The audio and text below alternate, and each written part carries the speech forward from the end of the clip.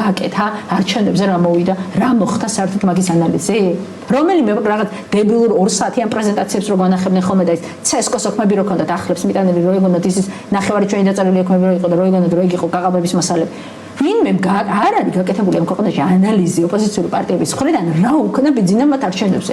არ იციან, აზრზე არ არიან. ამიტომ ყველა არჩევნებზე, სადაც გავლენ, ისო მაგას გაუკეთებს შესაბამისად ეს არის უბრალოდ აღიარებითი ჩვენება, რომ არჩევნები არ გაყალბებულა.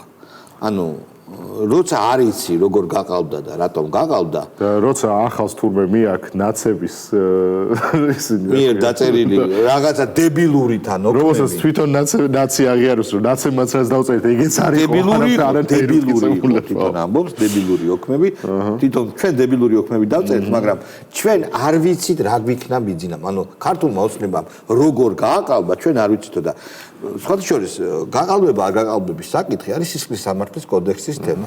ეს არ არის თეოლოგიური საკითხი, ეს არ არის მისტიური, თეოსოფიური. წმენდი კატეგორია. წმენდი კატეგორია არ არის. ეს არ არის მისტიკა, ანუ ჩვენ არ ვიცით როგორ. შენ თუ რაღაცა არ იცი, თუ დანაშაული მოხდა შენ ამას აწვევ, მაგრამ არ იცი როგორ მოხდა, ესე იგი არ მოხდა რა დანაშაული. არა, შეიძლება არ ზონ, მაგრამ გამოიძიო და თუ გამოძიების შედეგადაც არ იცი. ხო, ამდენი ხნის შემდეგ. არანაირი სამუთი არა გაქვს, ვერსიაც კი არ გაქვს. ამდენი დამკვირვებელი ყავდათ, ანუ გაცილებით მეტი დამკვირვებელი ყავდათ. ითქვა სიმართლე, მე მგონი. NGO-ებიდან, ერთადერთი რა. სამოქალაქო საზოგადოებიდან, თავისი ჩამოთარეული და ან ტიპებმა ვერ შეკრეს ერთი ხელშესაღები მტკიცებულება თუნდაც ერთი უბნის რომ აი აქ რაღაც მნიშვნელოვანი ხარვეზები იყო და ხო ეხლა თურმე ახალს ფლად თურმე ნაცების ის გადაუკოპირება სააკაშვილის საჯდომში ყოფნის ესტაფეტა მამამ შვილს გადააბარა არ უნგუბას